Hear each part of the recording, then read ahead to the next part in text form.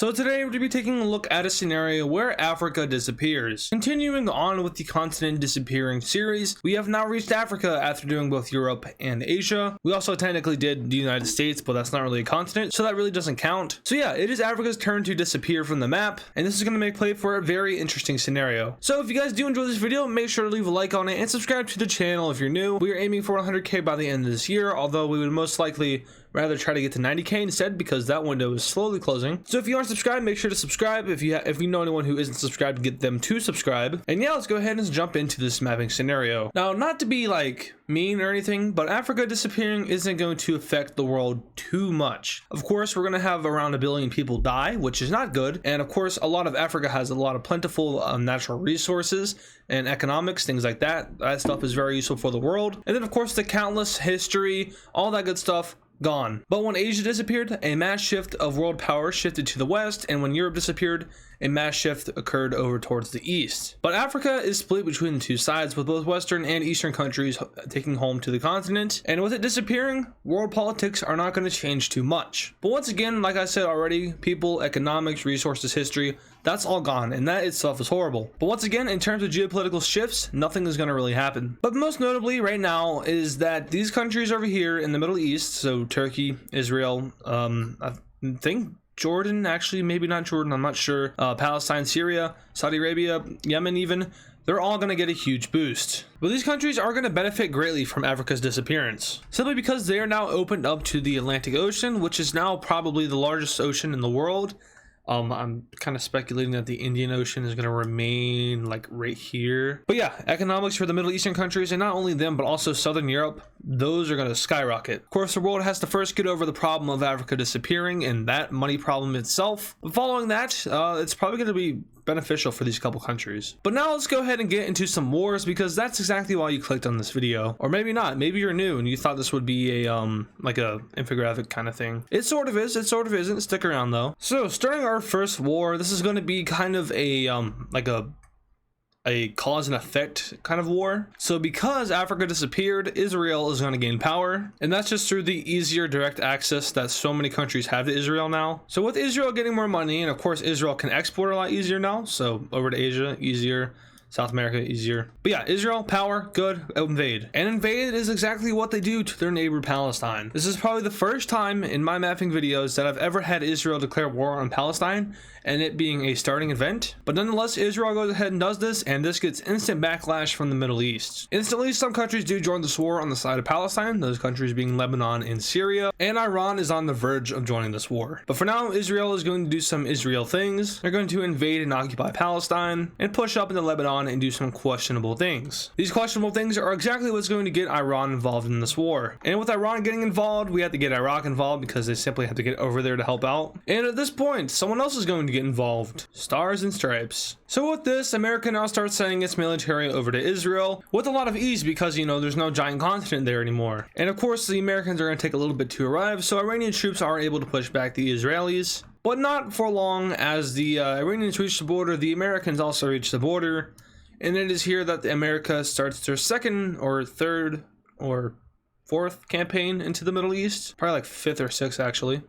But yeah, Syria is going to get rolled over. Turkey is going to join this war on the side of the United States. They're going to do some rolling up into northern Syria and northern Iraq. There's a relatively well-defended area between these two countries right here, so there won't be any invading going on with this border. But as far as Iraq and Syria go, fair game. And speaking of fair game, let's make it unfair and have Saudi Arabia join in on the side of the red team as well. Simply because, you know, by rule of law of the Middle East, one country going to war with another automatically brings the rest of the region into the war. So now it really is looking good for the blue team as Saudi Arabia enters into southern Iran, and the US may be already kind of planning for this to happen. They maybe already had troops on this border ready to go, and they maybe already had you know, some bombers lined up to take off from Saudi Arabia in order to hit some areas in Iran. But that's only sort of maybe, not 100% sure. So yeah, Saudi Arabia, Turkey, and the USA obliterate Iraq once again. I mean, it's not even pretty at this point. It's disgusting war. And disgusting, I mean, like, just, it's brutal, one-sided. And then they enter into Iran, who attempts to fire a nuclear missile toward the United States. This thing is like a prototype, basically, and all right, they're gonna launch it, so there it goes. All right, we're still good. and it's intercepted. I mean, it got close, sort of.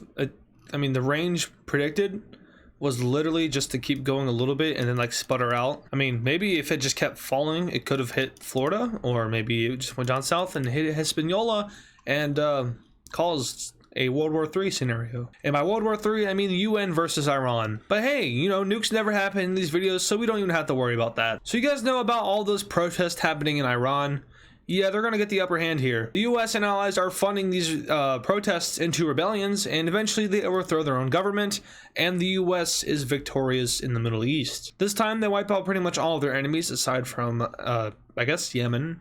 Yeah, Yemen. Not really Yemen, but also sort of Yemen, because Saudi Arabia has a problem with Yemen, and then Saudi Arabia is sort of a US ally. So maybe not all of their problems, but a majority of their problems. But yeah, let's go ahead and take a look at this peace treaty. All right, taking a look at this peace treaty here, it's pretty simple. Basically a ginormous partition of Lebanon, Syria, and Iraq. And there's a little bit of a land exchange going on with Iran. I'll get into that in a second. But Turkey expands its borders down south into both Syria and Iraq, also forcing the new Iranian government to sell them the sliver of land which they had over here. I'm just gonna call it the north. As for Israel, they get all of Palestine and Lebanon, and then they get a chunk out of southern Syria. From here we go down south to Saudi Arabia, who's going to get a lot of land. They're going to get land of both Iraq and Syria, being this little land up here. As for Kuwait, they probably like double their country size as they expand into Iraq. As for Iran, they did gain land here. On top of losing this, you know, they probably ended up gaining more land from this war than they lost. And that's because they occupied the rest of Iraq. So Iraq would probably run like down there, something like that. And that itself is not sustainable enough to be a country on its own. So instead of like making it a puppet or giving it all to Saudi Arabia and Turkey, the US decided to go ahead and give it to Iran, who has a new pro-Western United States government. That's right, we tried to do it in Iraq and it didn't work. We tried to do it in Afghanistan and it worked for a little bit. And now we're going to try to do it in Iran. This will 100% work, right guys? So now that Africa is gone, we have seen that the economy of the Middle East is bolstered, something like that. We also see that getting to the Middle East is a lot easier, and we also see that the Middle East is becoming even more Middle Eastern, with them fighting each other for the 50th time. But yeah, so Africa gone.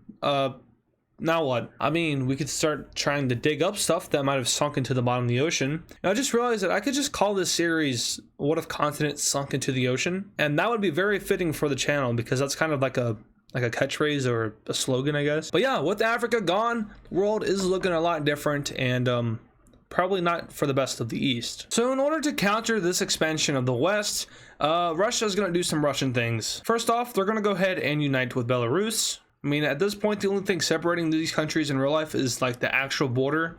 Apart from that, they're like the same thing. Russia controls Belarus, no doubt about it. But from here, Russia is going to do some even more Russian things. And we all know that Russia doesn't like NATO, and they don't want to, you know, expand their border with NATO.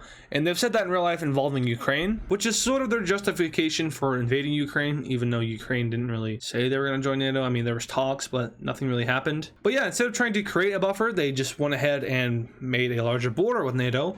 I'm pretty sure now they border Finland, they border Estonia, Latvia, Lithuania. They now border Poland with the actual country itself.